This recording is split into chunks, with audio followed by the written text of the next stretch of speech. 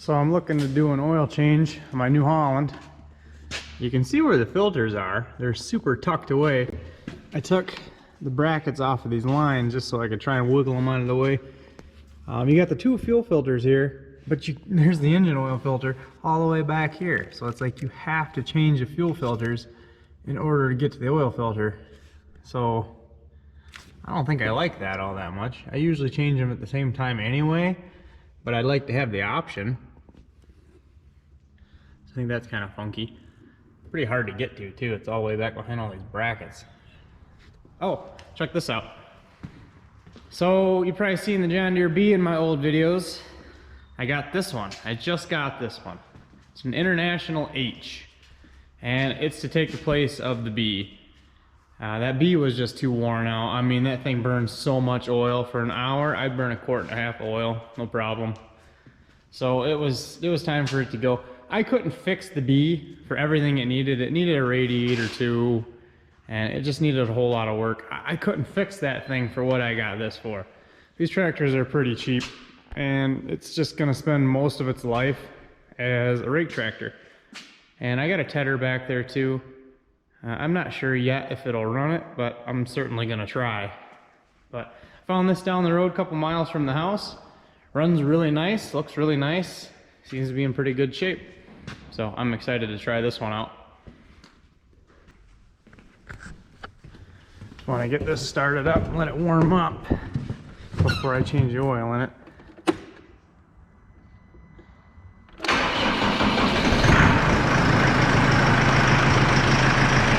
Alright, let's see what kind of a mess we can make under here.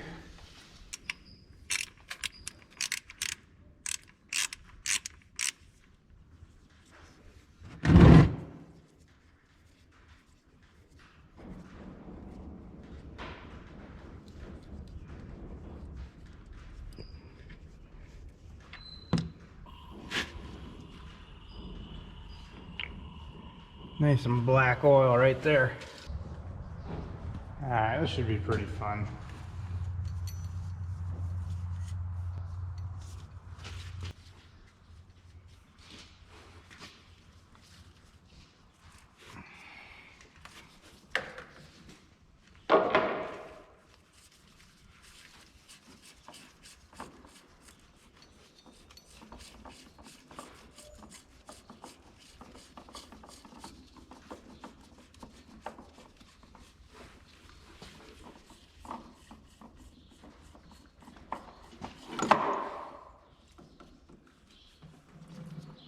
I don't know how you're supposed to do any of this without making a huge mess.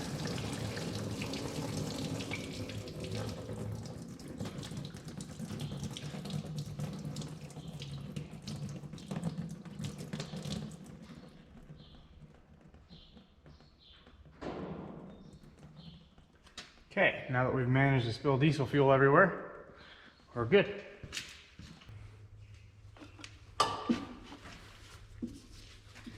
So this other fuel filter has got a sensor in the bottom of it for water, and I'm not sure how the sensor comes off. It looks like you're supposed to pull this piece of metal off of it. It's not going, so I guess I'll just pull on it harder. Famous last words. Probably break it and it'll be like a $500 part. My luck.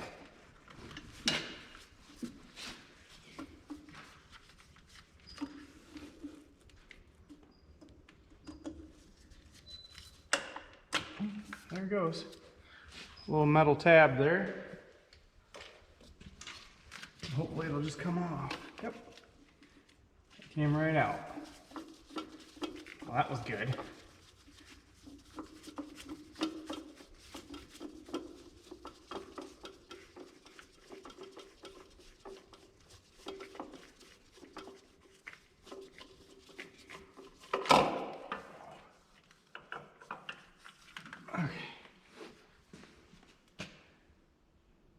Pre-fuel filter. So I got to take this sensor off the bottom of it, and it plugs into that plug that I had to undo.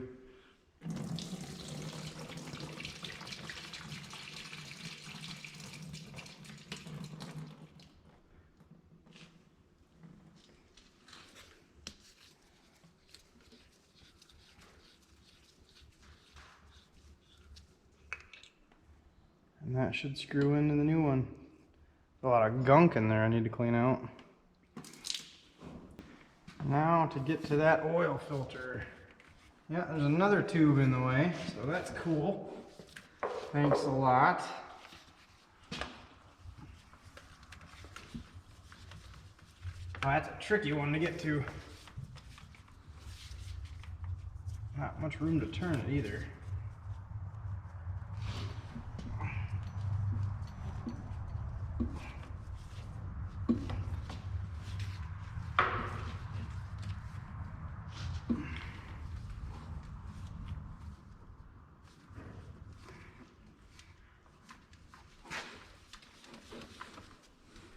How much of a mess is this gonna make now?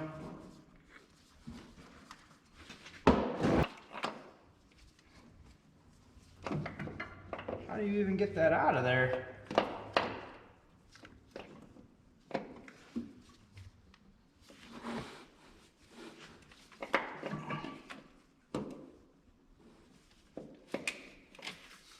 Wow, I don't like that.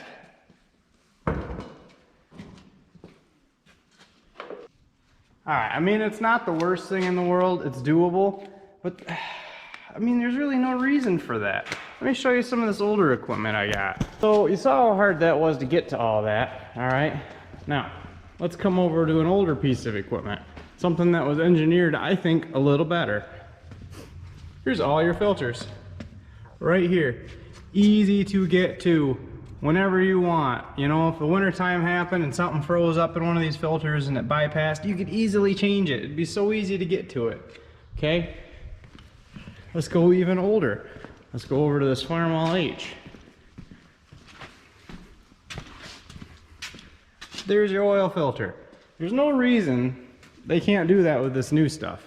They make it really hard to work on. They don't really care where they put things so much, and there's just no reason for it. Sorry, that's my rant.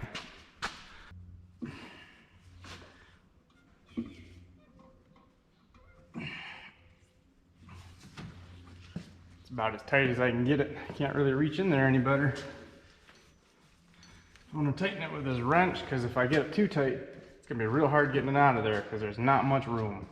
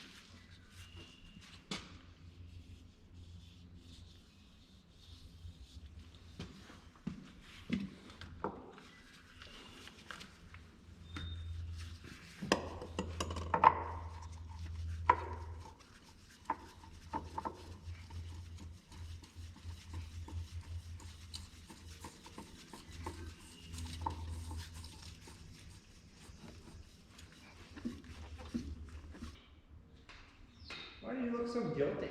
Huh? Why do you look so guilty? Hi boys. These are my stress reliever dogs when I gotta work on really tight places. Works a charm. Alright, so now I got the filters all in. I gotta write the dates on those yet. But right here looks like the bleeder for the fuel system, so crack that loose, and then here's your little pump to get the fuel primed. Now I don't believe this tractor has an electric fuel pump, so turning the key on won't do anything. You just get to sit here and pump for the next couple days until fuel comes out of that hole.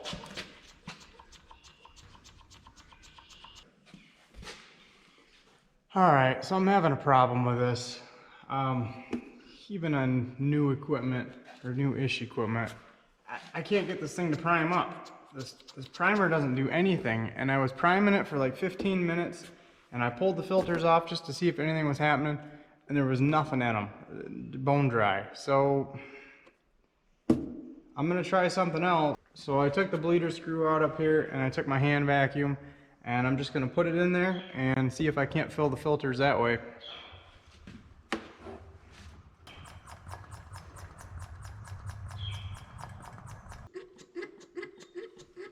I suspect this primer's already junk.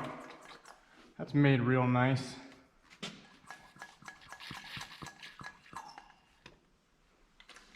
think it's actually starting to work. Started getting fuel out of that. Look at that. I'm getting bursts of fuel. And I can look down in this little sight glass down here, and I can see things change. So it's starting to draw fuel up. Ideally, you don't let diesel get up into your vacuum.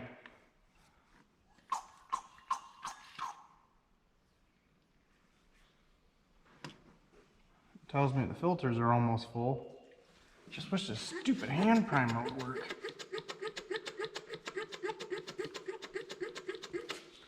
I got an idea. There. Now rather than it coming back into my hand vacuum, it'll go into this reservoir.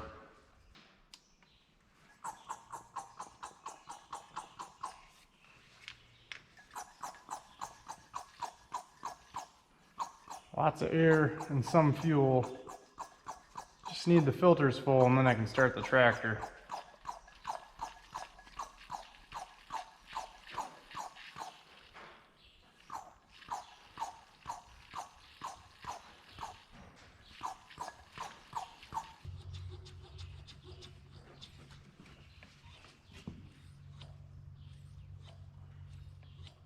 It's like the pump only works halfway. It'll pump out, but then it lets it suck it back in. Seems like there should be a one-way valve that keeps the fuel from coming back into the pump. And I think that's what's messed up. I think a valve's stuck in it.